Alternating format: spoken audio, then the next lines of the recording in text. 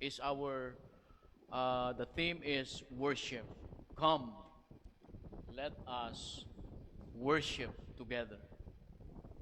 Okay, the title of the message this morning is God's Invitation to Worship. Alam niyo, pagdating po sa pagsamba, wala tayong pinakadakilang maririnig na imbitasyon kung hindi yung imbitasyon ng Panginoon. Tama? And I believe you are here because of God's invitation to worship. Now follow me silently as we read the book of Psalms 95. Kung gusto po ninyong tumayo, pwede kayong tumuyo habang binabasa natin po ang mga talata. The Bible says, O come, let us sing unto the Lord. Let us make a joyful noise to the rock of our salvation. Let us come before His presence with thanksgiving and make a joyful noise unto Him with psalms. Psalms means songs, mga awitin. Okay? For the Lord is a great God and a great King above all gods. In His hands are the deep places of the earth. The strength of the hills is His hand, is His also. The sea is His, and He made it, and His hand formed the dry land. O come, let us worship and bow down. Let us kneel before the Lord our Maker. For He is our God, and we are the people of His pasture, and the sheep of His hand. Today, if you will hear His voice, harden not your heart, as in the provocation, as in the day of temptation in the wilderness. This is the life of the Israelites when they went out of Egypt. When they go out to Egypt. Ito yung naging ginamit ng salmista na babala sa mga nananambahan. Sabi ron, harden not your heart, as in the provocation, in the days of temptation, in the wilderness, when your fathers tempted me, proved me, and saw my works. Verse 10, 40 years long was I grieved with this generation, and said, it is a people that do err in their heart, and they have not known my ways, unto whom I swear in my wrath that they should not enter my rest. Pagpalain po ang pagbasa ng salita ng Panginoon. You may be seated.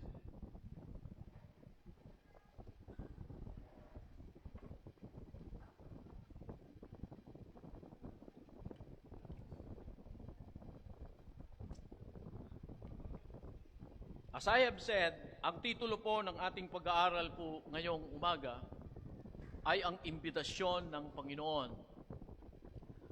na tayo ay manambahan. It is God's invitation to worship. And I believe, sabi ko kanina, you're here to worship. Tama? And according to this psalm, you're here because of God's invitation. Walang ibang nag-imbita sa inyo dito kung hindi ang Panginoon. Maybe meron lang nagpaalala sa inyo, pananambahan bukas. But you are here, because of God's invitation. Ito po ang ating pag-uusapan. Now, gusto ko pong magsimula sa isang ilustrasyon, and I copied this illustration. A story of a great preacher. Okay? Siya po ay si Henry Ward.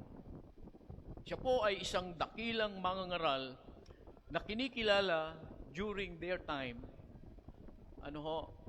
At this famous preacher, American preacher, noon hong mga early days, ay naimbitahan po siyang maging tagapagsalita. He was coming to a church in Brooklyn, sa States po ito, one Sunday para mag-preach. Okay, maybe siya po ay naimbitahang mangangaral. Siya ay isang kilalang mangangaral na naimbitahan at maraming tao ang humahanga sa kanyang pangangaral. Kaya sabi ron sa istorya, many had gathered to hear Henry Ward to preach. Now, due to unavoidable circumstance, the preacher had to leave, and his brother Thomas Ward, okay, got up to preach. So may naging dahilan. Yung mga tao, naghanda na sila, siguro daming dumating, dahil alam nila ay si Henry Ward ang magpe-preach. Pero nagkaroon ng problema. Naatasan niya yung kanyang kapatid, who is a preacher also, na siyang pumalit sa kanya. As Thomas, yung kanyang kapatid, as Thomas went to the pulpit, many who came to hear Henry started to leave. Okay?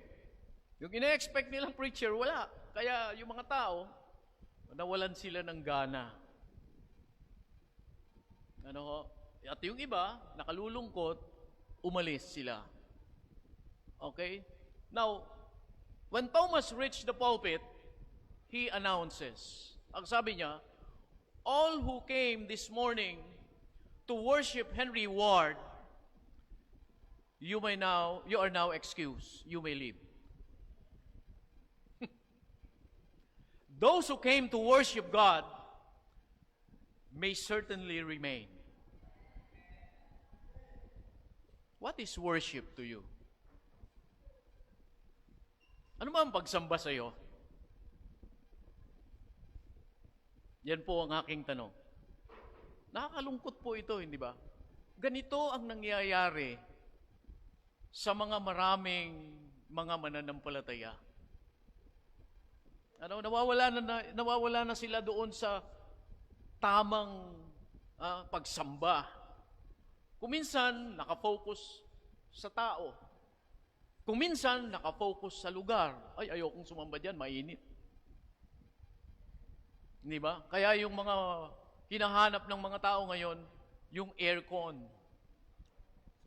Ang nakalulungkot pa, kung minsan may mga miyembro ng simbahan na walang aircon, and then na-invite, okay, doon sa mga lugar na mamaalwan, naka-air condition, and then suddenly nag-iisip sila, magta-transfer na ako ng aking membership. Kasi mas maalwan doon.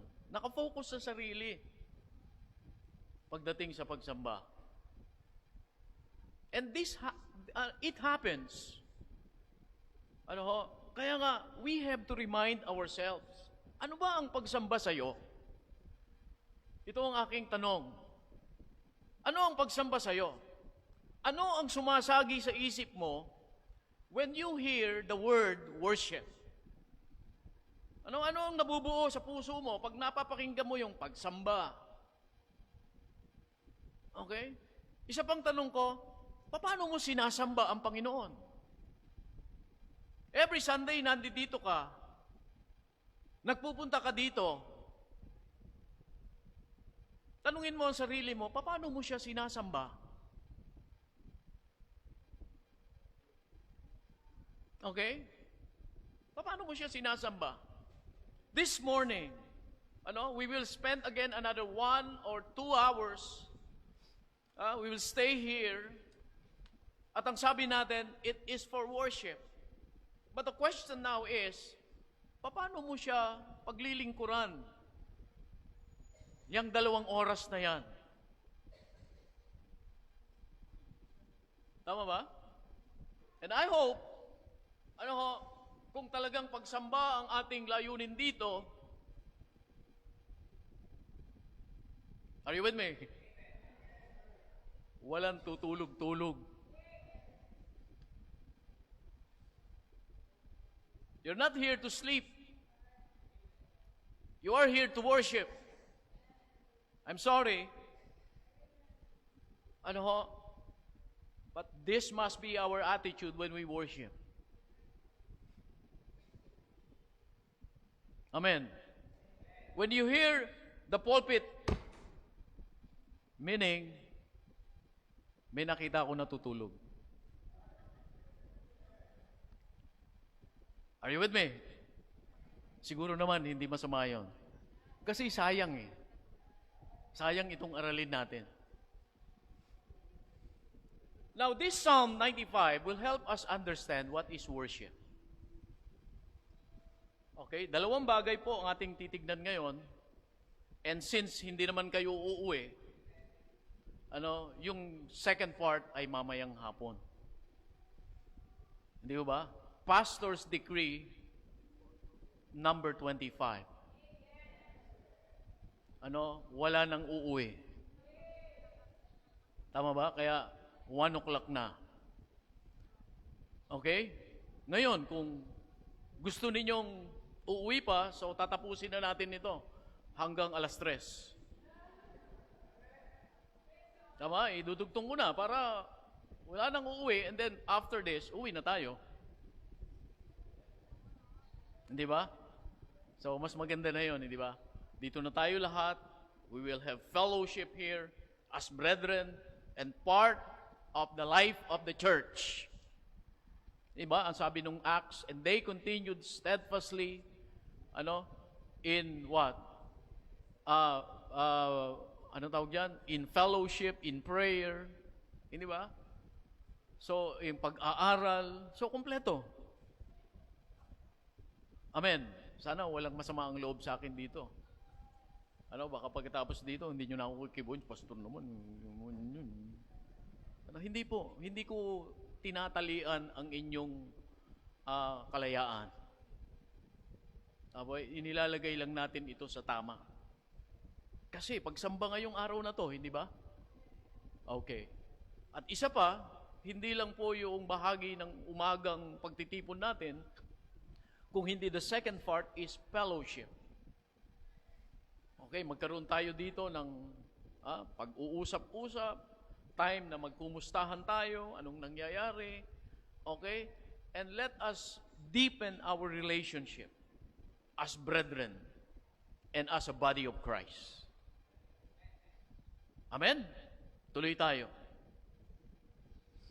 Ang sabi ko kanina, Psalms 95, tutulungan po tayo nitong maintindihan ano ba talaga ang pagsamba.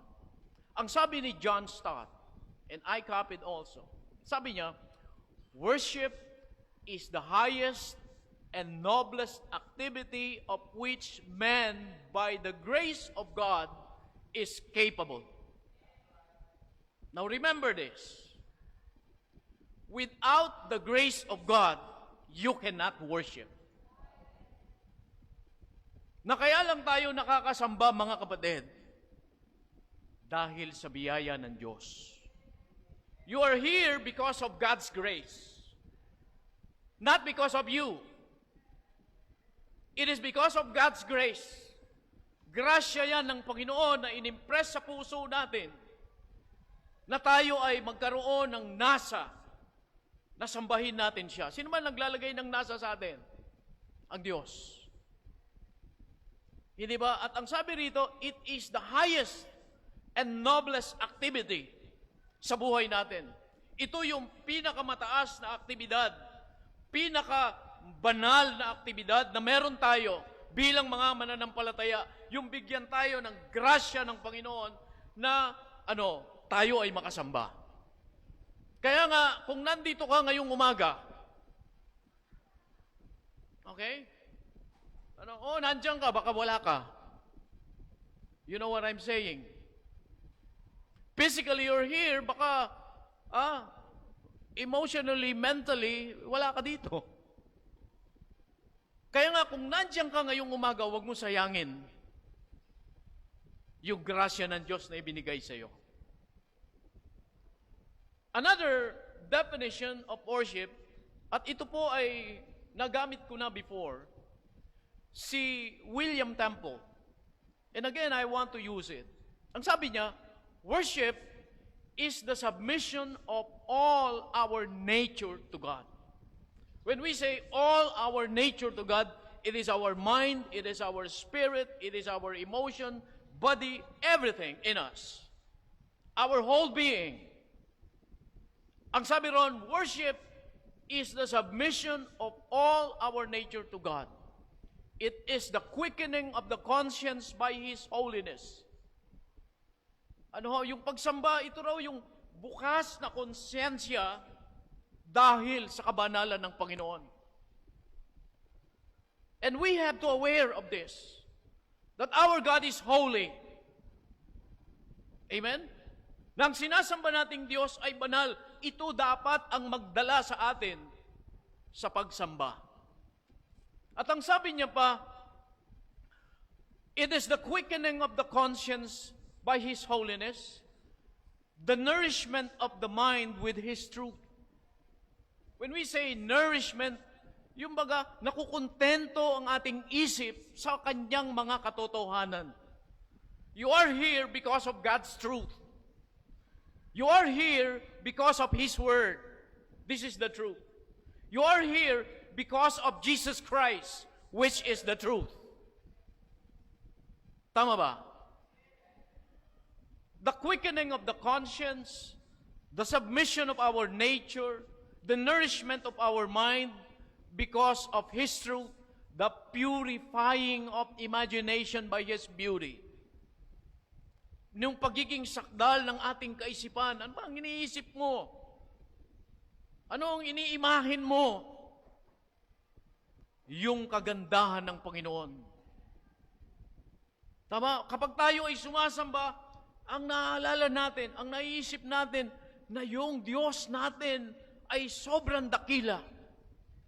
Sobrang napakataas. And this is the beauty of our God. Na sobrang makapangyarihan. Sobrang banal. The opening of the heart by His love.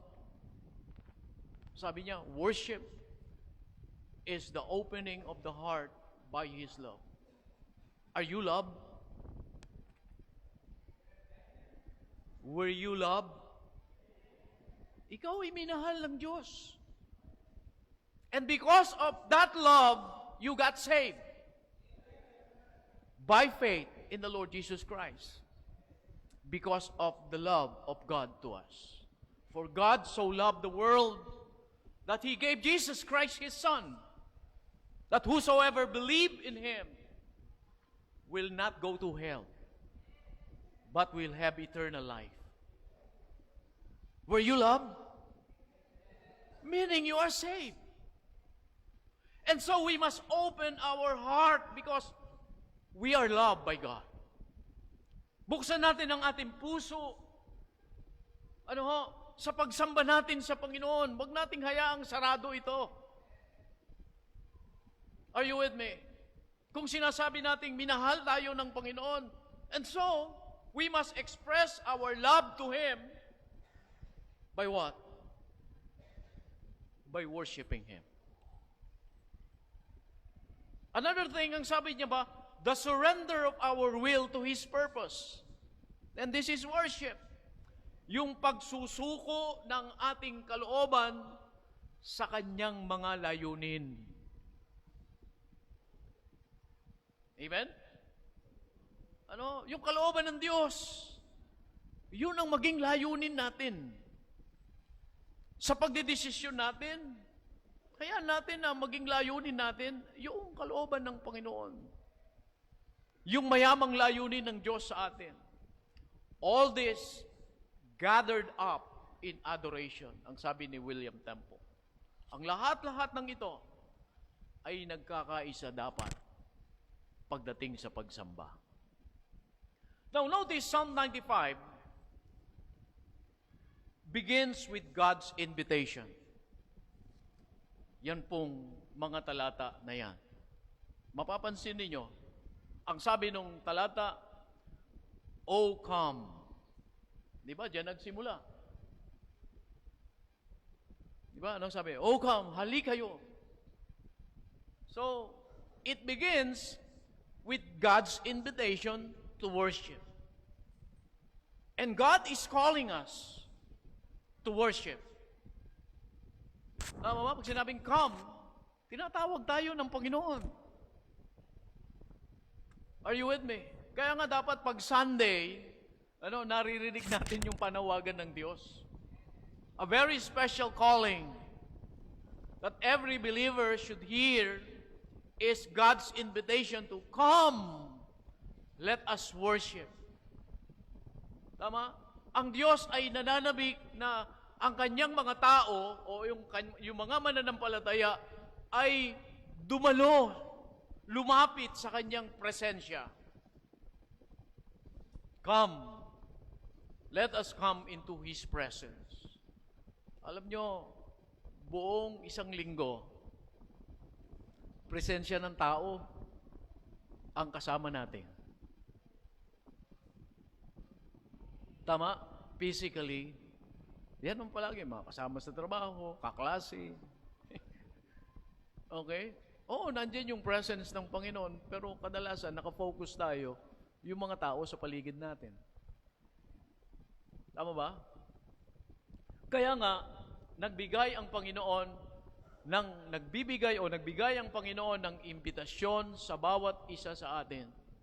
At nais niya na ang bawat tao niya is without hesitation na sumamba, lumapit sa kanyang presensya. You and I are invited to God's holy presence this morning to worship. Amen? You're here because of God's invitation. Now, as we observe this Psalm 95, we can see that there are some aspects of God's invitation regarding worship. At ito po yung ating titignan. Kagaya po ng sinabi ko kanina, yung ilan po ay tatalakayin natin ngayong umaga. Dalawang aspeto patungkol po sa pagsamba using this Psalm 95. Okay? Una is rejoicing. Yan po yung unang aspeto. Na sa pagsamba, sumamba tayong may kagalakan. Andiyan ka ba? Nagagalak ka ba? Parang di ko nakikita sa mukha mo.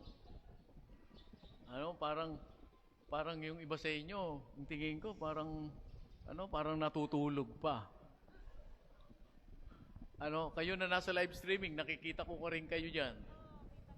Parang hindi pa kayo nakabihis. Hello? Parang nakasando lang kayo. Nakakahiya yan sa Panginoon. Hindi ba, nasa bahay ka na nga, naka-short ka pa. I'm sorry. Because this is worship. Kitang-kita ko kayo. Are you there? Pwede ba magbihis naman? I will give you 2 minutes. Magbihis po, magbihis. Okay? Kung meron man kayong nakasalang, patayin nyo na muna. We must worship with rejoicing. Okay? So the first invitation is to come to rejoice. Okay, let us read verse 1 down to verse number 5. Kasi ito po yung ilalaman ng ating pong unang puntos. Worship with rejoicing. Verse 1 says, O come, let us sing unto the Lord. Let us make a joyful noise to the rock of our salvation. Let us come before His presence with thanksgiving and make a joyful noise unto Him with psalms. For the Lord is a great God and a great King above all gods. In His hands are the deep places of the earth. The strength of the hills is His also. The sea is His, and He made it. And His hands formed the dry land. Hanggang ang sabi po ng verse 1 down to verse number 5. Now, as we read this passage, verse 1 to verse number 5, makikita natin po dito ang ilang mga karakteristik ng rejoicing of worship. Yung bang pagsamba na merong galak. Okay, number 1, dito Psalms 95, 1 and 2, makikita natin o mapapansin natin na 3 beses, okay, minention po yung salitang, if you notice that, verse 1 and 2, 3 times the word or the phrase, let us, ay binanggit po dyan. Tama ba? So the first characteristic of rejoicing worship is what? Let us be, let us worship collectively. Okay? Yung unang makikita natin ditong aspeto ng rejoicing worship is that rejoicing worship is collective. When I say collective, ibig sabihin, sama-sama, just like this. Bakit ko po nasabi yun? Kinuha ko yung phrase na, let us. Pag sinabi bang let us, may kasama ba yan? Meron, hindi ba? Pag sinabing, let us, hindi mo pwede yun. So, ibig sabihin, merong taong, tama ba? Tinatawag. Kaya nga, sabi ko, rejoicing worship is collective. Ito po ay sama-sama. So, 3 times, minention po yung let us. The whole week, or the whole weekdays, okay, we worship individually. Hello? Are you there? Yung buong isang linggo, bagamat nakikisalo tayo sa mga tao, pero yung pagsamba, yung pag-alala sa Diyos, hindi nawawala yun eh. Tama ba? The whole week, the whole weekdays, we individually practice worship. Pero dito, the psalmist here is stating that worship is also designed to be congregational. Collective. Ibig kong sabihin, hindi lamang individual. Tama? Ito yung sinasabi po ng salmista. Yes, we worship God individually, but we must also worship God collectively. Okay? At huwag po nating palalampasin yun. Hindi po pwede yung sumasamba tayo na nag-iisa lang tayo. Okay din yun. Pero hindi tayo nabubuhay sa ganun. Tama? Hindi yung throughout our life, ay, dito na lang ako. Magsamba na lang ako sa bahay. It is not God's purpose for His people. Tama ba? Hindi ko po minemenos na tayo ay individually merong practice ng pagsamba. Tama? Pero ang isa pang kalooban ng Diyos sa atin ay tayo ay sumamba as a congregation. Tayo ay sumambang sama-sama. Kaya nga ang sabi ng Psalms, hindi ba? Come, let us. Pag sinabing let us, magtipon tayong sama-sama. Are you with me? And so, with rejoicing spirit, let us all get together for collective worship. Tama ba? Nagagalak ka ba? Bahagi ka ng congregational worship? O nakasimangot yung pusong, naman yan, pagsamba na naman. Maybe I'm talking to somebody here. Di ba? Kaya kung minsan, maraming tamad sumamba. Why?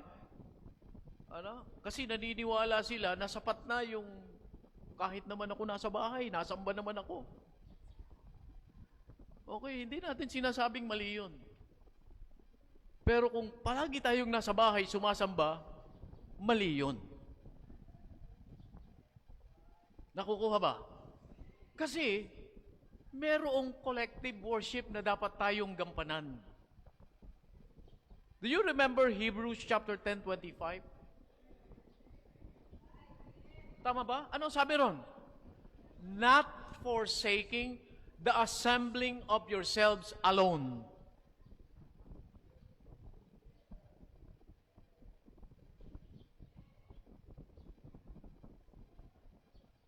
Tama?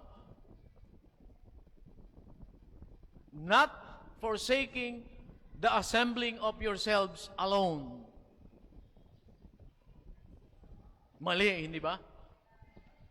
Ang tagal nyo namang inaantay ko lang yung komento ninyo eh. Ang sabi ron, not forsaking the assembling of yourselves together. Pag sinabi bang assembling of yourselves, ano yun? No, we assemble. Are you with me? When we say we assemble, sa Tagalog, nagtitipon-tipon tayong sama-sama. That is together, hindi ba? Okay? Yes, we worship individually the whole weekdays. Maaaring ikaw ay gumanap ng pagsamba sa sarili mo, kahit nasa trabaho ka, nagpe-pray ka, or whatever you're doing. Kung sino man yung mga nakakasama, ang Diyos palagi nagiging sentro rin ng isip mo. But do not forget that there is Sunday. Do not forget that there is Lord's Day. It is not enough for you to stay home, okay? At diyan ka na lang maging practice na, no. Because the Bible says, we must not forsake our assembling together. Hindi po natin dapat kaligtaan yung ating pagtitipong sama-sama. Ano ba ito? Bakit tayo nagtitipong sama-sama? Para sumamba tayo. Bakit ko po nasabing pagsamba ito? Let us consider verse 21. Buti pa yung tuko umaamin. Verse 21, it says, go to Hebrews chapter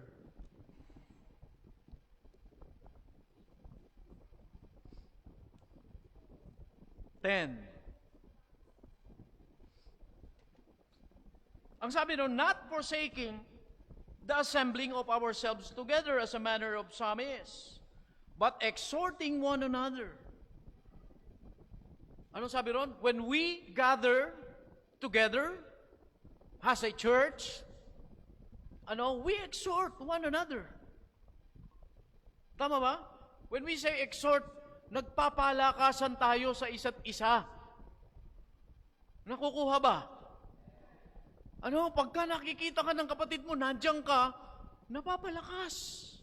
Pag nakikita ko kayo, nandiyan dyan, lalo akong ginaganahang mag-preach. At pag nakikita ko yung mga bakanting upuan na yan, naiisip ko yung mga tao na dapat nakaupo dyan, wala sila rito, maybe they are somewhere. Ang nakalulungkot, baka natutulog pa o nasa SM or nasa ibang mga pagsamba.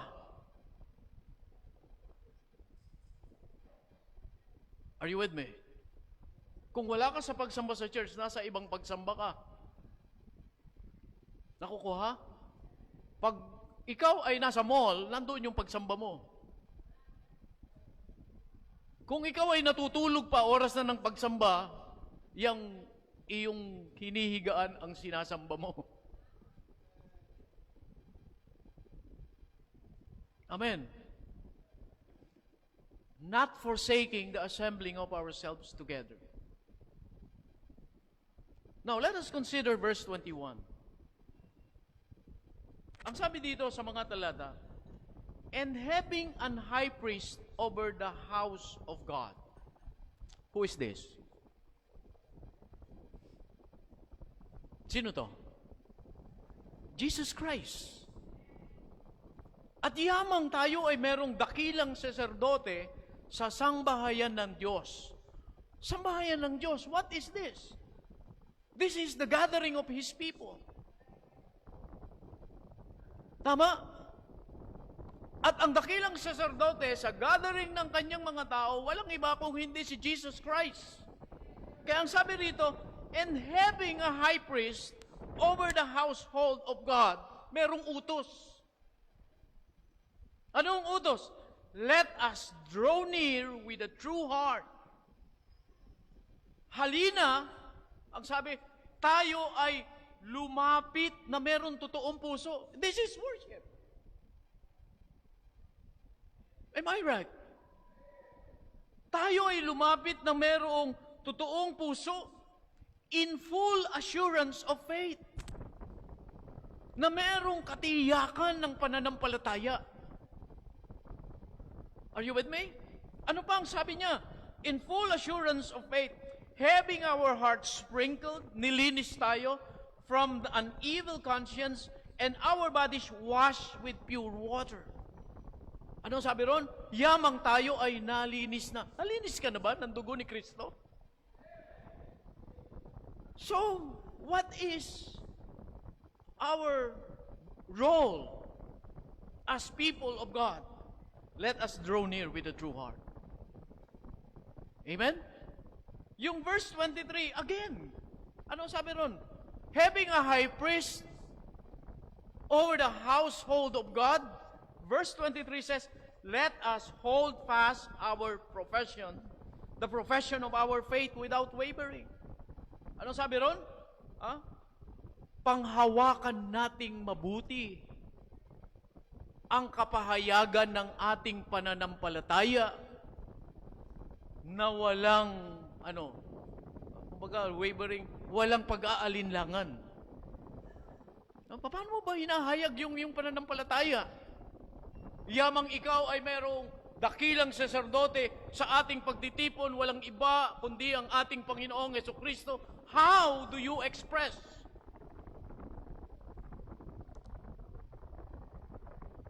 Paano mo inihahayag? How do you express your faith? I have a high priest in the household of God.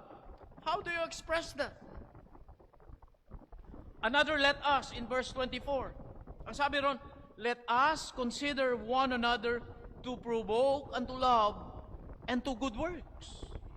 Pangatlong let us, ang sabi ron, having a high priest in the household of God, let us consider one another.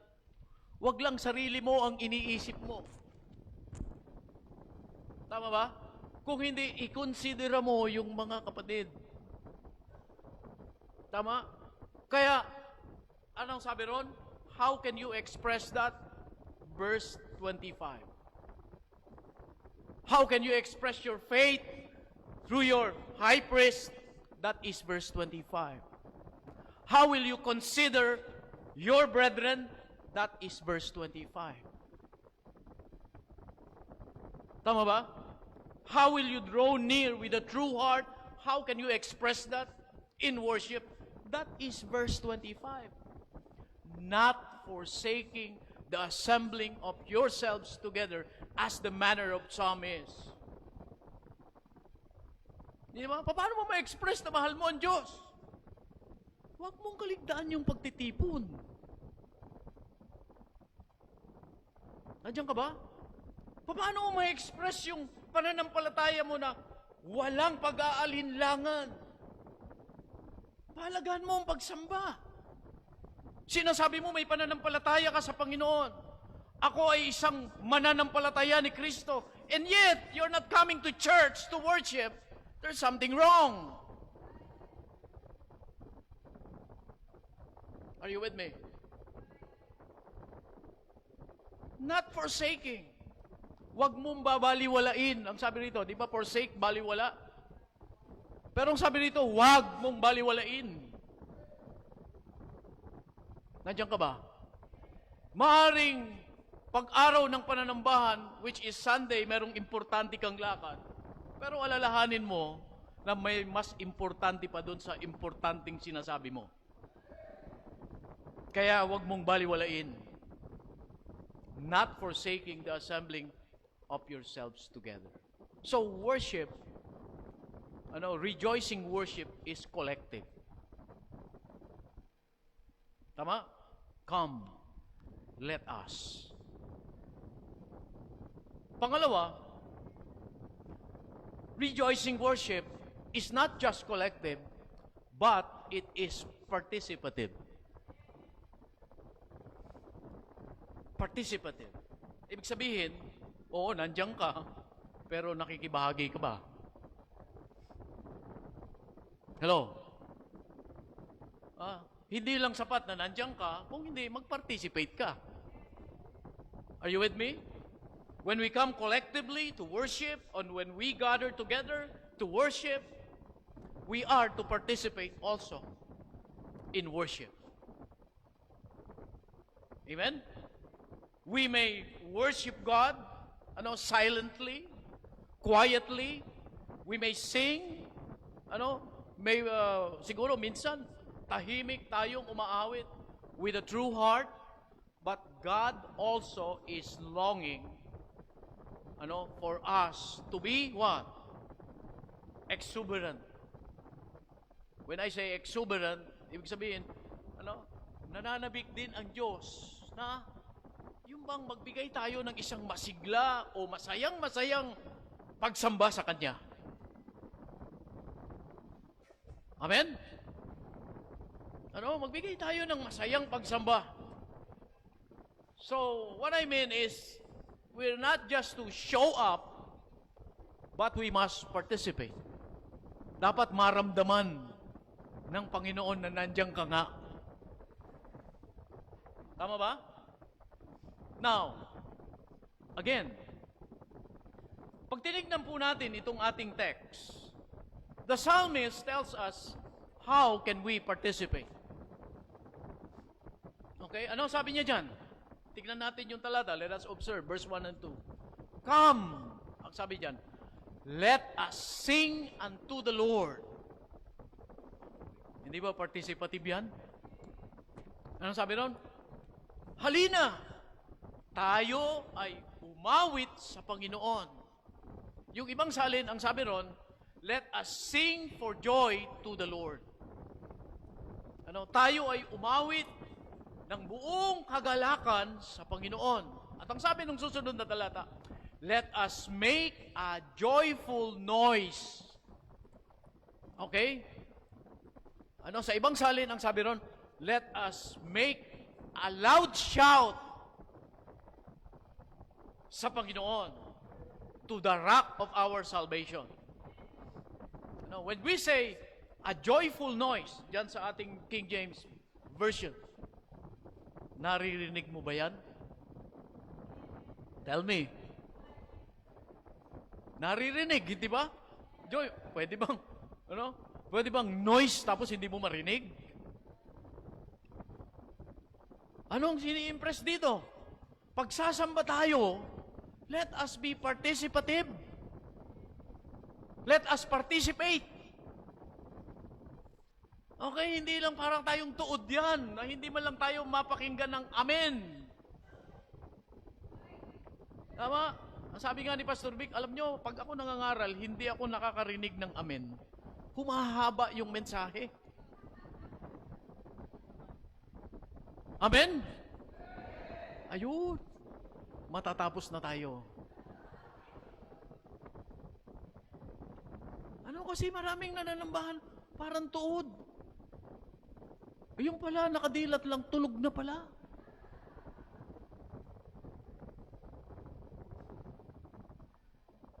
So, ang sabi rito, let us sing unto the Lord. Umawit tayo sa Panginoon at gumawa tayo ng masayang ingay. Let us shout aloud, the other version said, sa muog ng ating kaligtasan. In verse number 2, ang sabi ron, let us come before His presence. Tayo ay lumapit doon sa Kanyang presensya. Pumunta tayo sa Kanyang presence na merong pasasalamat. At ang sabi sa susunod, and make a joyful noise unto Him with psalms. Hindi lang basta ingay yung sinasabi dito. Ang sinasabi ron, mag-ingay tayo ng mga awitin. Okay? So, ibig sabihin, mga kapatid ko, collectively, with rejoicing heart, we are to sing and shout aloud to our God. Tama? Let us participate. Isigaw natin yung mga awitin. Nandiyan ka ba? Kaya sabi rito, gumawa tayo ng hindi lang basta mag-ingay. Kung hindi ibuka natin yung bibig natin, meron ba namang rejoicing worship? Tapos, ano yung kinanta natin kanina? Yung congregational singing, yung unang-una. Oh, worship the King. Oh, worship the King. Oh, rejoicing nga eh. Hindi ba? Make a joyful noise nga eh. Kasi kapahayagan yon ng isang pusong nagagalak na sumasamba sa Panginoon. Tama ba? Hinihikayat tayo na kung tayo ay maghahandog ng mga awitin dito as a congregational worship, Oh, worship the King of all is the King of na na na na na na worship the King. Sala. Dun sa verse 1 and 2. Nakukuha? Amen? Alam niyo, sa mga Hebreyo, kasi ang konteksto nito, Hebrew times. Sa mga Hebreyo, ang ibig sabihin po nito is raise a shout, literally. Kumbaga, itaas mo yung iyong boses. Okay? Ang sabi ng mga Bible scholars, para lalo maiintindihan natin, yung make a joyful noise. Sa Hebrews, literally, ang ibig sabihin po niyan ilakas mo yung iyong boses, itaas mo yung boses mo. Okay, sabi ng mga Bible scholars, this was done when the Israelites were anticipating a battle or celebrating a triumph. Ang sabi ng Bible scholars, ginagawa raw nila ito. O nangyayari daw ito pagka meron silang ina-anticipate na labanan. Okay? Or pag sila ay nagdiriwang sa tagumpay sa labanan. This expression is used in Joshua chapter 6. Nakuha ko agad yung kanyang sinasabi ng scholars, yung Joshua chapter 6. Ano yun? Yung itong mga Israelites ay nagmamarcha doon sa wall ng Jericho. Naalala nyo yun? At doon sa verse number 20, go to that. Joshua chapter 6. Joshua is after Deuteronomy.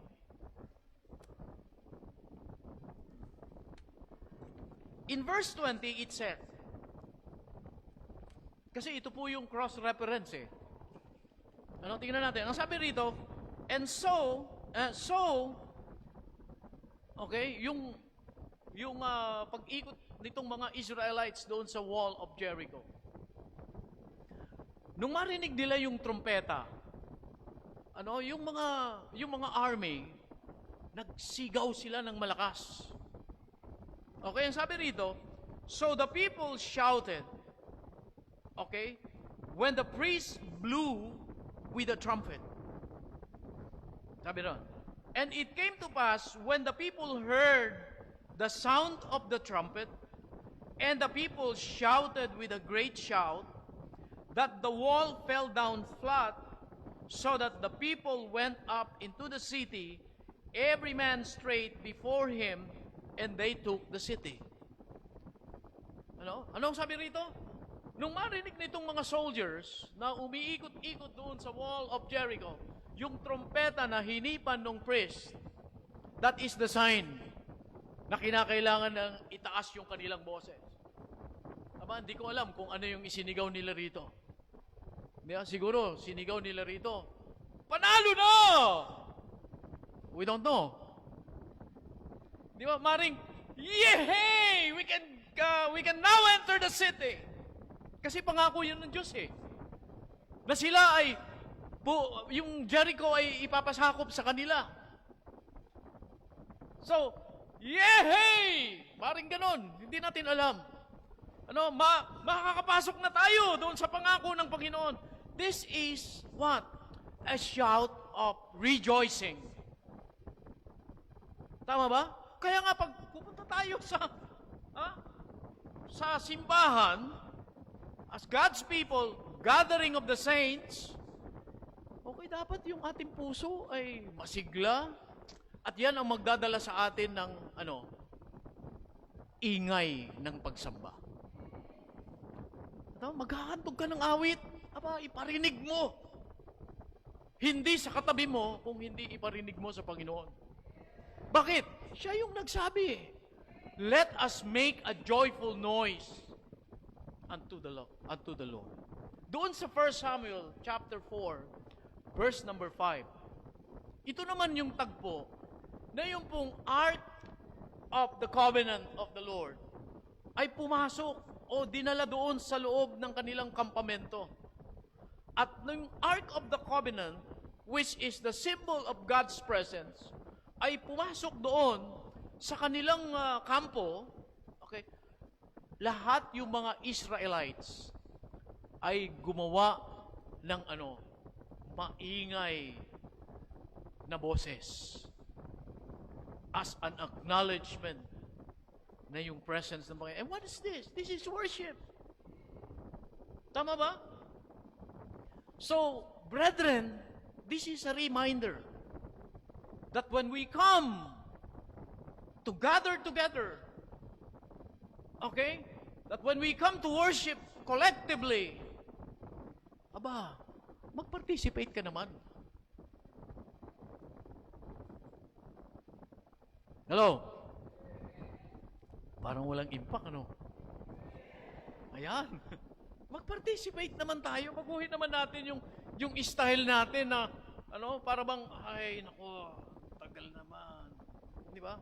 Ay, di ba? Parang, yung pag inip na inip tayo. No. This is the time of rejoicing. Kaya nga, yung unang puntos natin, worship God with rejoicing. Okay? And one part of that is we gather together.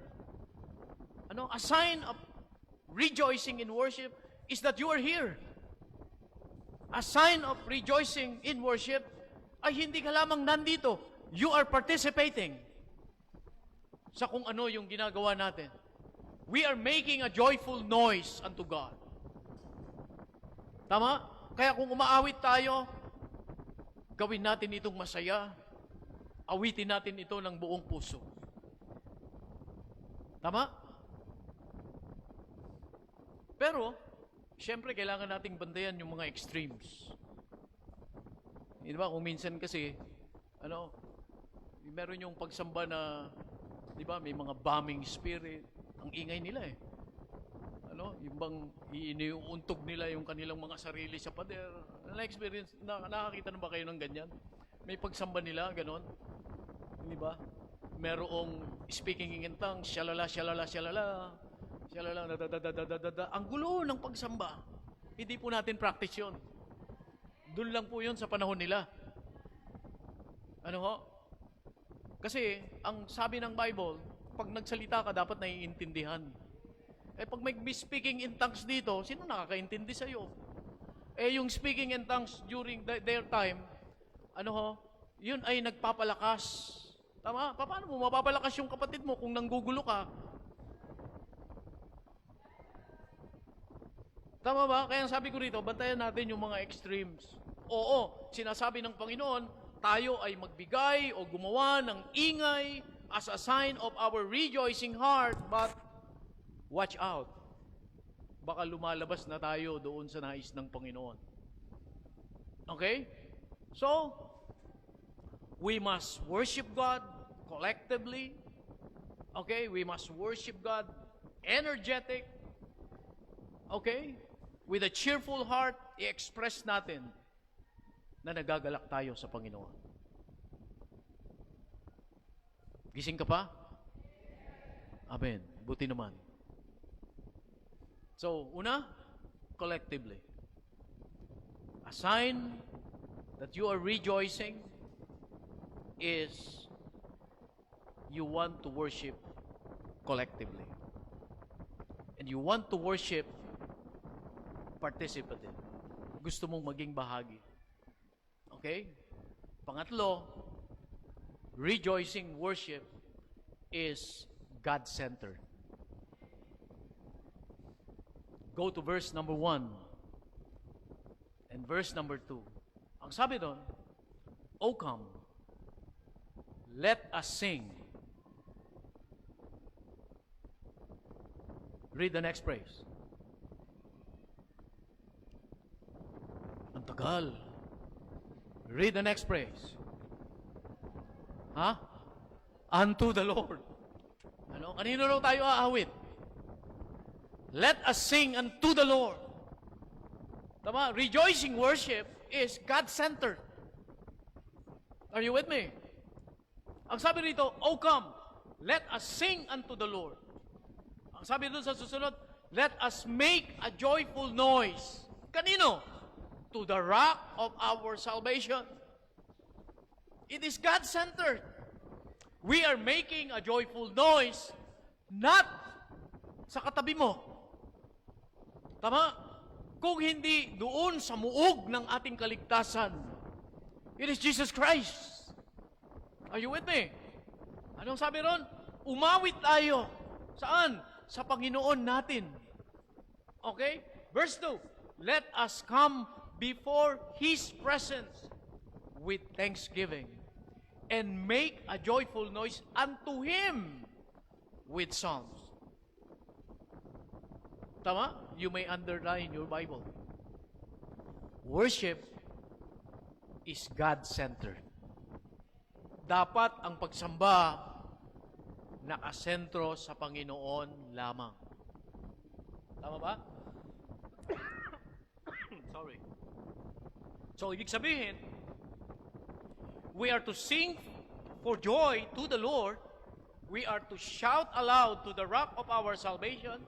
We are to come before Him with thanksgiving, and we are to extol Him with music and song. So meaning, lahat ng ginagawa natin dito, walang ibang dahilan kung hindi ang Panginoon natin. Tama? At ito ay isang napakagandang reminder po sa atin. Are you with me? Na hindi lamang po tayo dapat maging emosyonal sa ating pagkanta ng malakas. Okay? Kasi kadalasan naghahari yung emotion eh. Tama ba? Pagka yung kumakanta na ng malakas, amen! Bless na bless ako. Bless na bless ako. Minsan dyan nakasentro yung hinahanap yung nabe-bless ako. Tama? Hindi po layunin yung nabe-bless tayo sa pagsamba. Tandaan po natin yan. Our focus should not be on how worship makes us feel. Nakukuha ba? Yung ating pong pagsamba, hindi tayo nakafocus kung ano yung mararamdaman natin. Kung hindi, yung ating pong pagsamba ay nakafocus kung ano yung nararamdaman ng Diyos sa atin. Tama? Kaya wag mong hanapin na, kaya ako sasamba kasi gusto ko ma-bless. That is not the purpose of worship. Kaya yung iba, namimili ng pupuntahan. Dito ko kasi nakaka-bless mag-preach yung pastor dito. Saan nakasentro? Yung ma-bless siya. Pero na-bless kaya ang Panginoon. Tama ba? And I'm reminding you, congregation, kahit na sino po ang tatayo dito, okay, respetuhin natin ang salita ng Diyos. Tama? Kasi hindi nakafocus sa nabe-bless ka. Ano? Tandaan mo, salita ng Diyos yung kanyang ipinangangaral. Ay, hindi magaling na hindi ko maintindihan. So, hindi mo naintindihan. Umupo ka at bigyan mong respeto ang salita ng Panginoon. And you preachers, I tell you, to study what you preach. Para sa ganun naman, ay maunawaan din naman ng mga nakikinig. Tama? This is our part. Okay, wag tayong tatayo dito na hindi natin naiintindihan kung ano yung ipinangangaral natin. Tama? At tayo naman nakikinig, wag tayong mamimili kung sino yung ating pakikinggan. As long as he's opening his Bible, at ipinipreach niya yung talata, siguro hindi ganun kalalim yung kanyang pagsaliksik. At darating ang time, mahihinog din sa pangangaral yung mga preachers na yan. Tama ba? Kuhanin natin kung ano yung naintindihan natin, isabuhay natin. That's it. That is our role.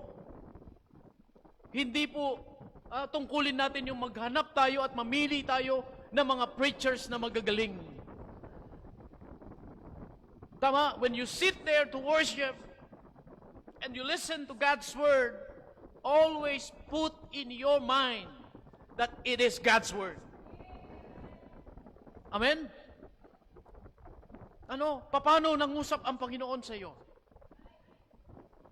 Sa pangangaral ng salita ng Panginoon. Kaya nga hindi issue dito, hindi ako na-bless. Tama ba? Hindi issue dito, ang galing. No.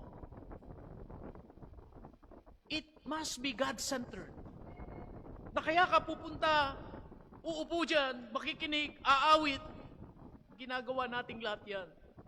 And even me, I'm preaching, not because of you. Okay? But because of my God, your God. This is my office as a pastor of the church to preach the word every Sunday. Opisina ko ito. Kanino ako magsusulit? Sa inyo? No. Magsusulit ako sa Panginoon. Tama ba? Kung na-bless ka o hindi, I don't care. Tama? Pero I did my best by the grace of God. Tama? Tinulugan mo ako o hindi? Bahala ka. Tama? Inunawa mo o hindi? Ikaw ang may responsibilidad niyan. Worship must be God-centered. Amen? Nainip ka na? Pwede ka nang umuwi. Yes. Why? What's the use of staying here without focusing on our God? You're just wasting your time. Kayo na nasa live streaming. Kung naiinip na kayo, pwede nyo nang patayin yung live. Hindi ba? Anong dahilan na mag-stay ka pa niyan?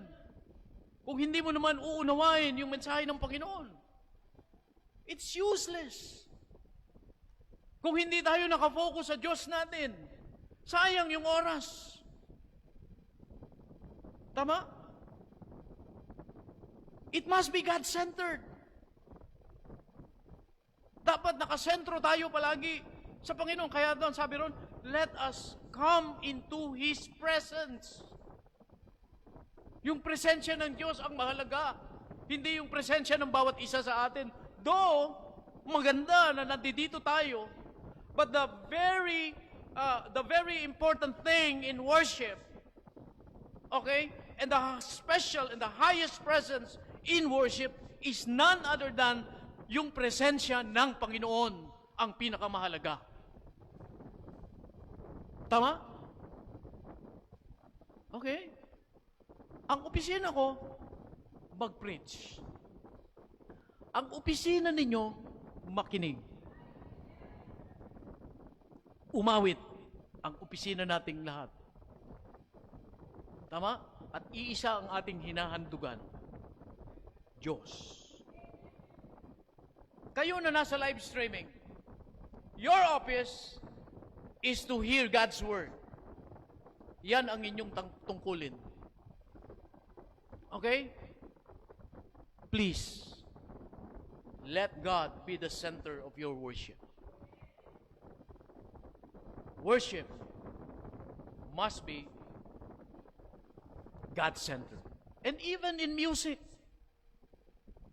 we must make sure, or we need to make sure, that our music is God-centered. Okay? And I admire, to God be the glory, the leaders of music. Naging mapili sa mga awiting inaawit dito. Yung pong mga awitin sa simbahan must be God-centered. Hindi pwede yung nakakakiliti ng emosyon. Hindi ba kasi mga awitin ngayon, lalong-lalo na yung mga Hillsong, hindi ko sinabing masama, pero hindi dinadala yan sa pagsamba. Tama? Pwedeng awitin yan siguro sa ibang mga okasyon, Hillsong, nabe-bless ka, nasa bahay, habang nagbubunot ka, nagtutugtog ka ng Hillsong, it's okay. Pero yung nasa simbahan ka, hindi ba? Yung mga Hillsong na ang kinikiliti, yung emosyon natin na parang yung iba mga ganun pa yung mga charismatic, hindi ba? Halos matumba na. Bigla mo. That is not God-centered music. Are you with me?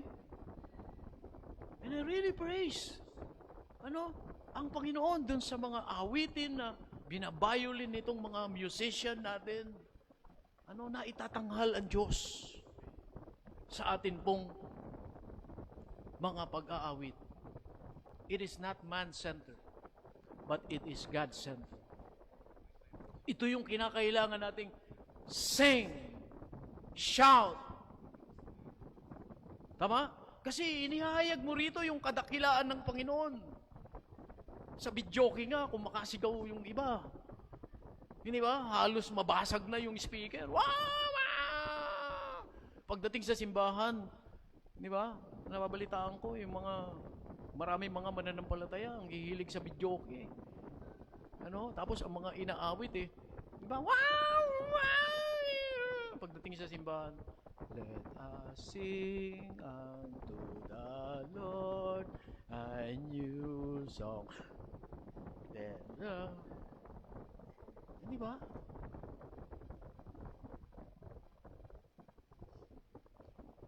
A comment said, we are called to engage our body, soul, and spirit, complete with our emotion, in the total preoccupation to God, who is the rock of our salvation. Ano sabi? Tayo raw ay tinawag para maghandog ng ating katawan, ng ating kaluluwa, ng ating mga espiritu, okay? Kasama yung ating buong emosyon. Are you with me? Ibig sabihin, in short, yung buong katauhan natin, ipasakop natin sa ating Diyos pagdating sa pagsamba. Pangapat, collective. Amen? Participative, God-centered. Ano pa?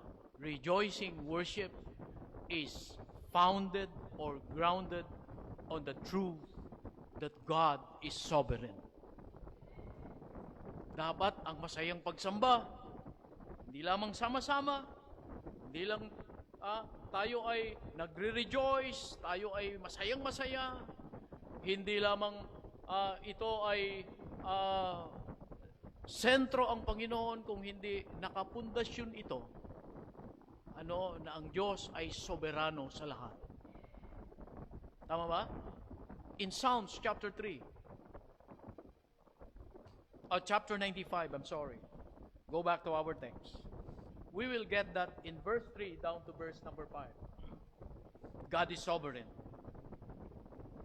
The Bible says, "For the Lord is a great God, and a great King above all gods." Ano, may binanggit na ibang Diyos. Ano, sa lahat ng mga Diyos, ang sabi rito, ang Panginoon, capital.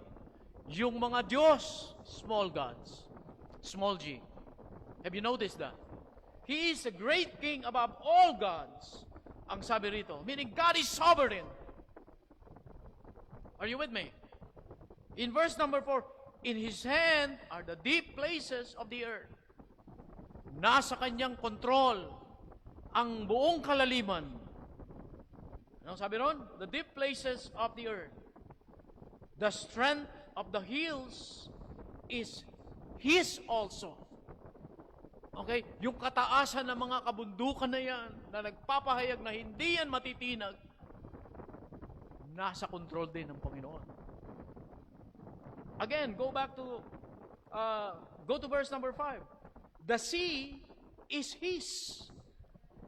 Yung mga dagat na yan, Kanya. And He made it. Sino gumawa ng dagat? Ha? Yung mga kontraktor.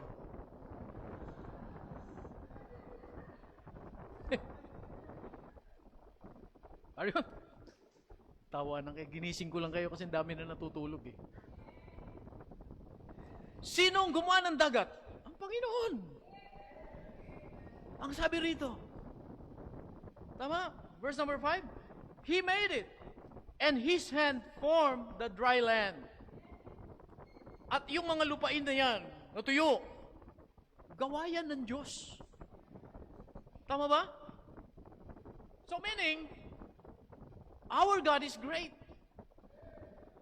He is the great King above all gods, ang sabi doon sa verse number 3. So in short, He is in control of His creation. Maging sa'yo dapat. Siya ang may control, hindi ikaw.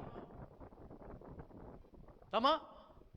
Kaya ang sabi ng Biblia dun sa 1 Corinthians, hindi ka na sa iyong sarili. Ikaw ay sa Panginoon na. Tama? Yung renda, wala na sa'yo. Nasa Panginoon na. So, ibig sabihin, God is sovereign. Sinasabi sa mga talata that God is in control of all His creation. He is in charge sa lahat ng Kanyang mga nilalang at Kanyang mga ari-arian. Sino ba may-ari lahat niyan? Di ba ang Diyos? Tama ba? So, ibig sabihin dito, ang Diyos ay soberano sa lahat.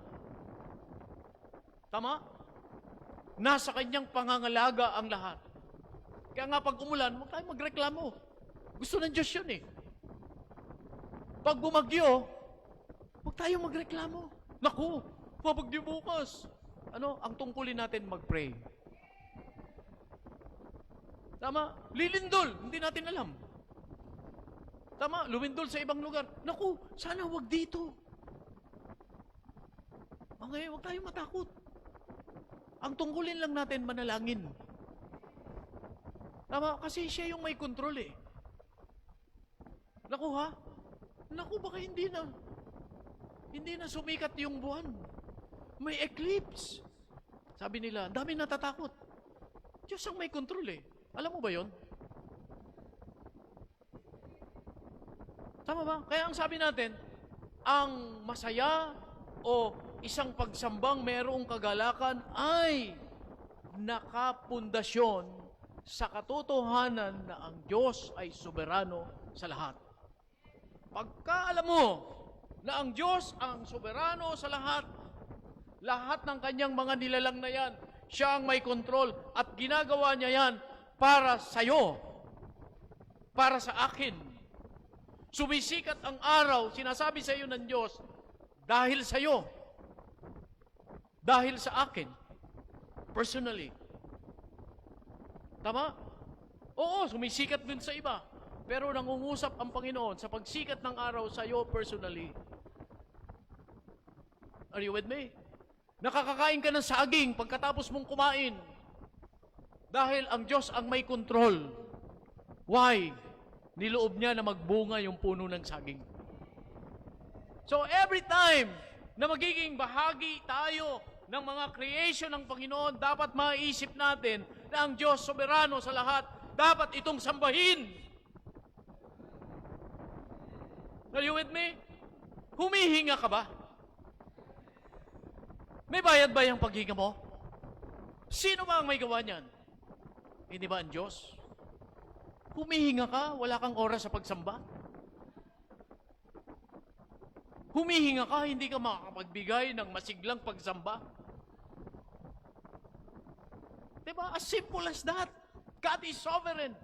He is in control. Maring mamaya, gusto mo, wag nang magpadala ng hangin. Tama? Ang ipadala ng Panginoon, yung mga tangke ng oxygen. Tama? Na ipapabusiness niya kay pastor. At sa akin kayo bibili. Mura lang, buy one, take one. Gusto niyo ba yan? No. Hindi ba? Ano, nilalanghap natin yung hangin ng libre. Tama? Proof that God is sovereign. He is in control. Eksakto yung hangin na nilalanghap natin. Hindi ba yung oxygen may gauge? Nakukuha? Pagka lalakasan mo yung oxygen, hindi pwede, malulunod yung di ba? Pag masyado namang mahina, hindi pwede. Kinukulang naman. Hindi ba? Pwede bang gawin ng Diyos sa atin yan? Pwede. Hindi ba na ikaw ay, parang kulang yung hangin. Hindi ba? Lalakasan ng Panginoon.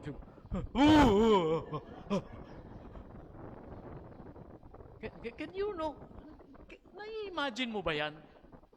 Na ang hanging ibinibigay ng Diyos, very normal na normal para mabuhay tayo.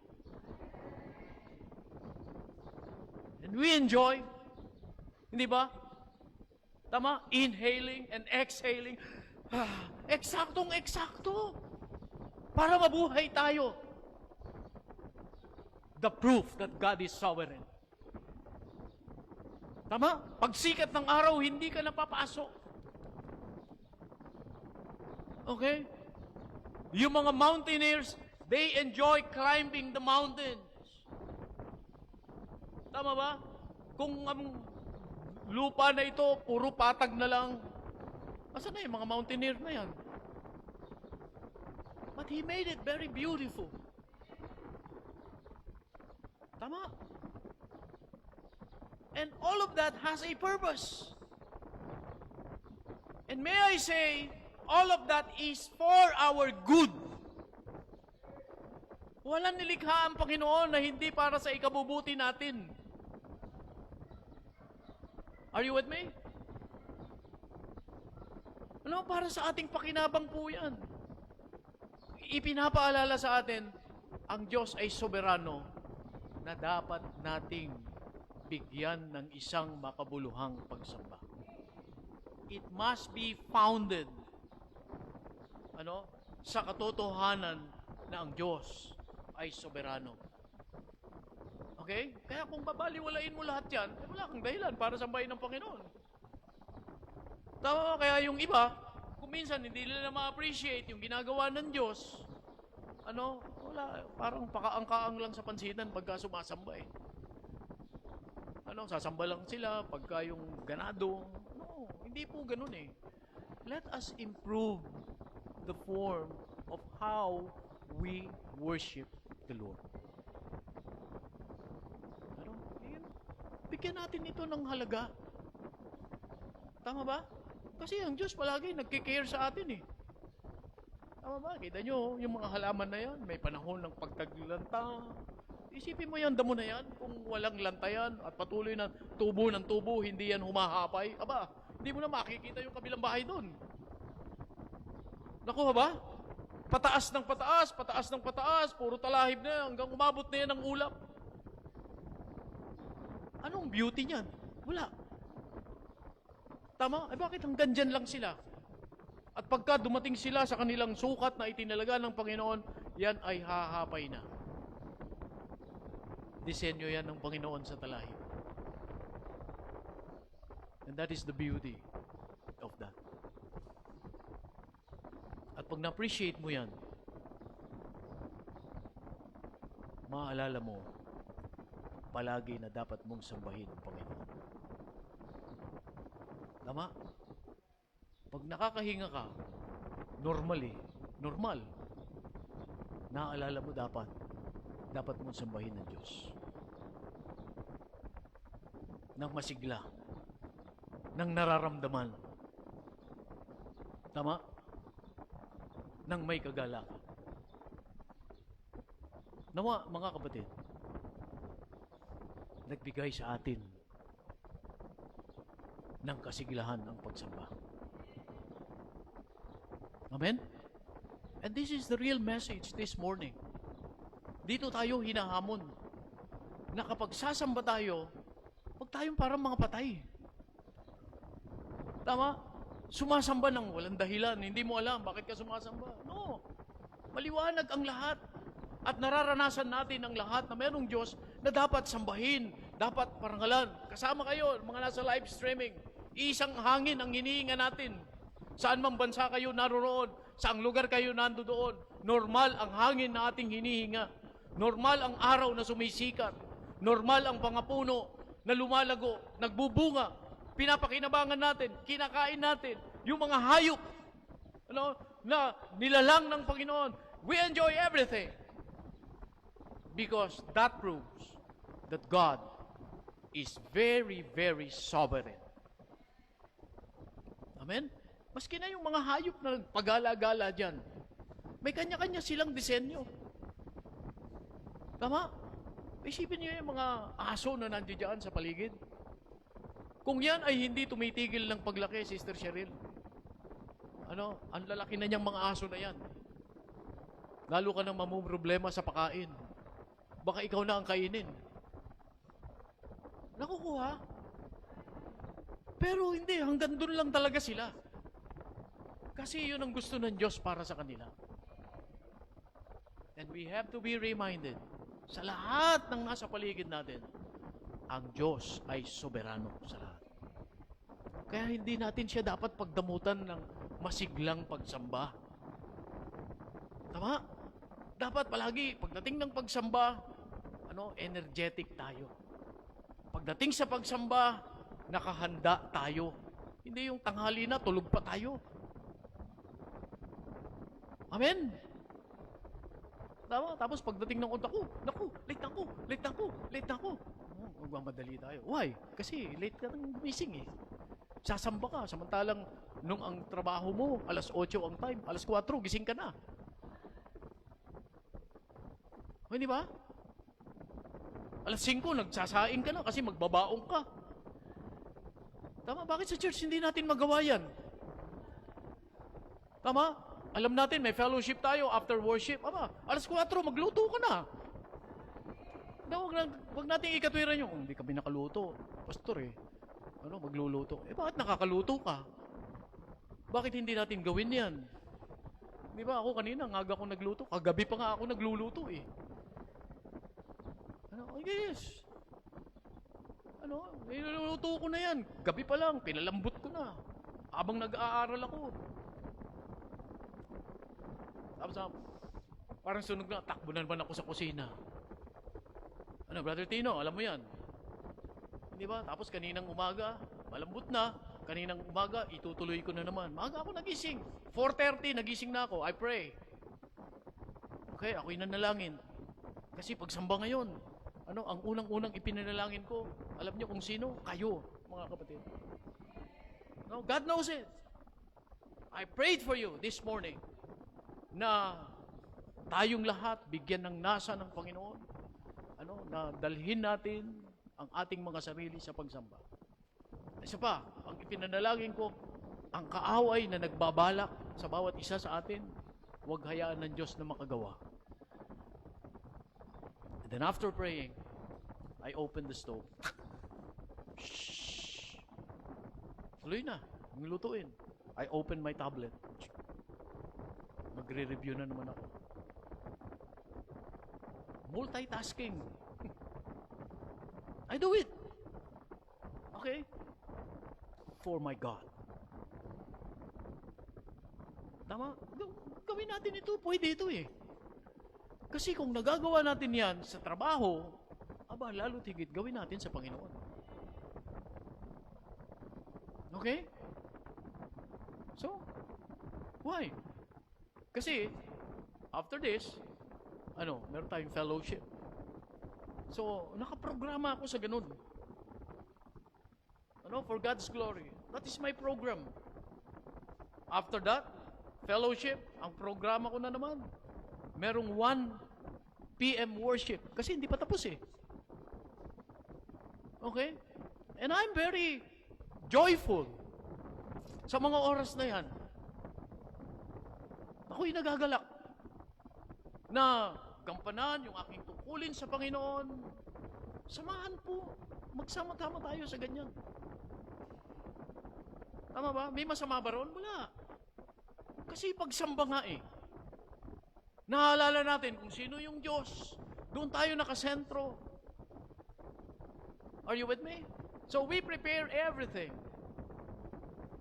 para ating maibigay ang isang makabuluhang pagsamba. Amen? Sana o nawa, mga kapatid, nagising tayo. Ano ba ang pagsamba? Tuwing naririnig mo yung pagsamba, ano ang pumapasok sa puso mo? Sana ngayong umagang ito, na i-build up sa atin what is rejoicing in worship. Amen? Let us worship the Lord, with rejoicing. What? Collectively, participatively, God-centered, and grounded in the truth that God is sovereign. Shall we all stand up, please?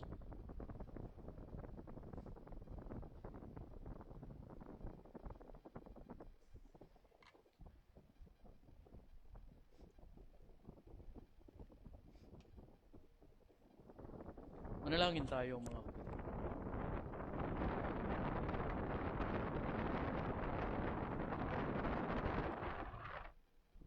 Bow your head.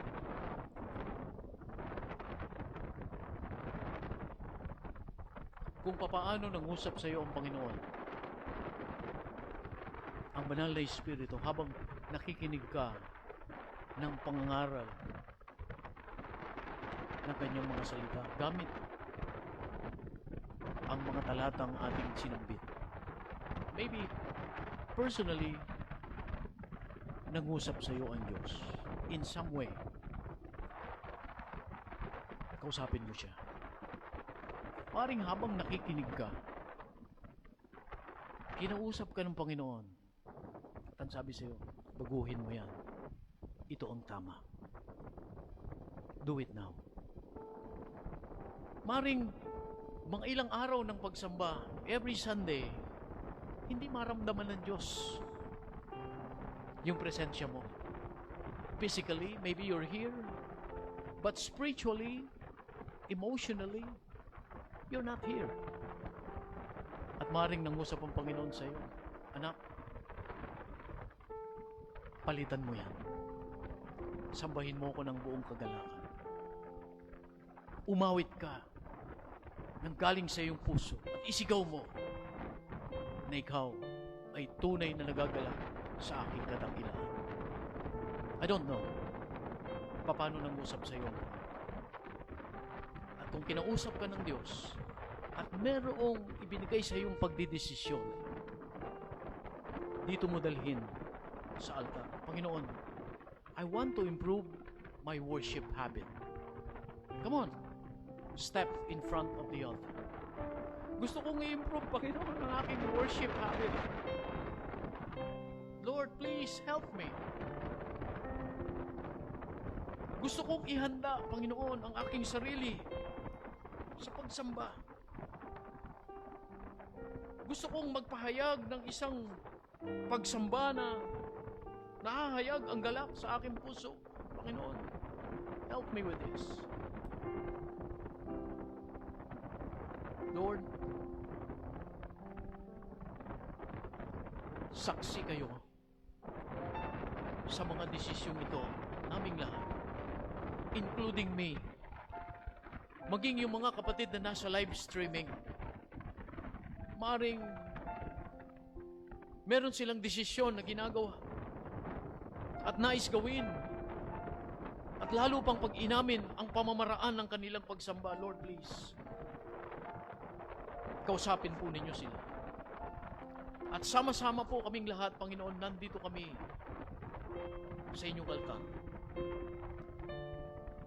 Naghahandog kami sa inyo ng isang desisyon para lalo, Panginoon, mapag-inam ang aming pong pagsamba sa inyo. Na lalo maging sentro kayo ng aming pagsamba, hindi ang aming mga sarili.